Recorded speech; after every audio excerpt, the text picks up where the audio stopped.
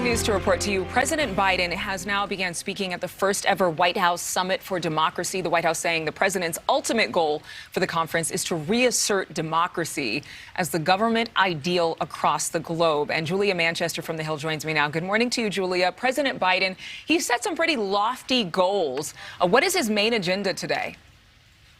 You know, the main agenda really falls around a number of key themes that the White House laid out, Adrienne. Number one is strengthening democracy and combating authoritarianism and defending peoples and countries against authoritarianism, as well as the issue of human rights and really promoting human rights in a lot of countries that have issues with this question of human rights. Now, this is all very interesting timing because this is coming really just days after President Biden confronted Russian President Vladimir Putin over a troop buildup on the border of Ukraine by Russia, as well as President Biden's decision to not send a diplomatic presence to next year's Winter Olympics in Beijing. So, you know, you have China and Russia really hitting back against the summit, saying it's essentially catty. It is, hypocritical of the United States to do this. So this is really sending a message to our adversaries. Well, it's interesting. Even the term authoritarianism is interesting to me because at one point in history, we might have said, you know,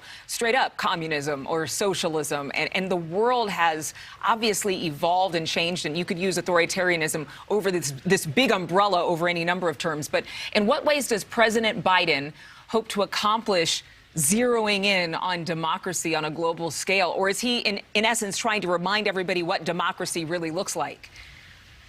I think he's really trying to remind everyone that what democracy looks like. And there's a number of, I think, key points that the administration is hoping to hit on. And one that really resonated with me, and I'm sure resonates with lots of journalists, is, Secretary of State Anthony Blinken's commitment to, in this summit, commitment to funding journalists who are reporting in dangerous areas or maybe targets of authoritarian governments. So that's one of those key points and how President Biden is looking to promote this issue of democracy around the world. Now, this hasn't been without some controversy from, outside countries. There is some criticism of President Biden for including countries in this summit, including the Philippines and Brazil, who have faced questions over their own human rights records. So, I think it's definitely a work in progress for the Biden administration, but this is really a shift in tone from the previous administration under President Trump, who was seen as a bit more friendly, maybe with countries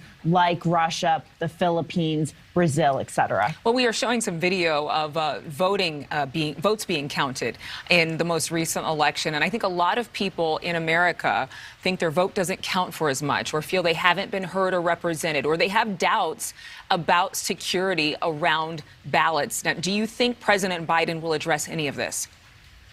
Absolutely, and I would hope so.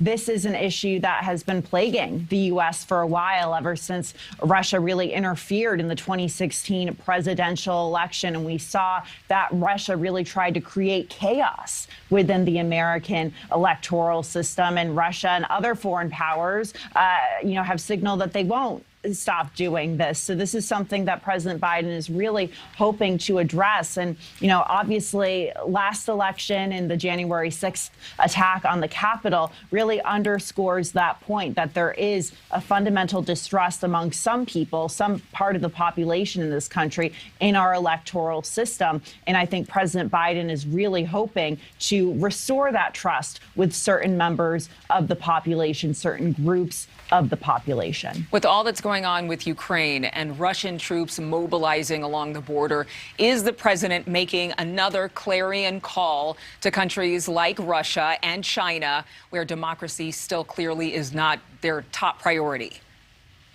Absolutely. I think Russia and China's absence from this summit, their lack of an invitation, really shows, is a message, really, from the United States to Beijing in Moscow as to how they feel about their own systems of government. And it's definitely a message to our own allies and the countries that were invited to this. Notably on that issue of Beijing, for example, Taiwan was invited, and that's something that has really proved to anger Chinese officials. So this is definitely a bit of a thorn in the side of Russia and China. And I think you can continue to see Russian and Chinese state media to really work in overdrive to message against this summit. All right, Julia, thank you so much for your time.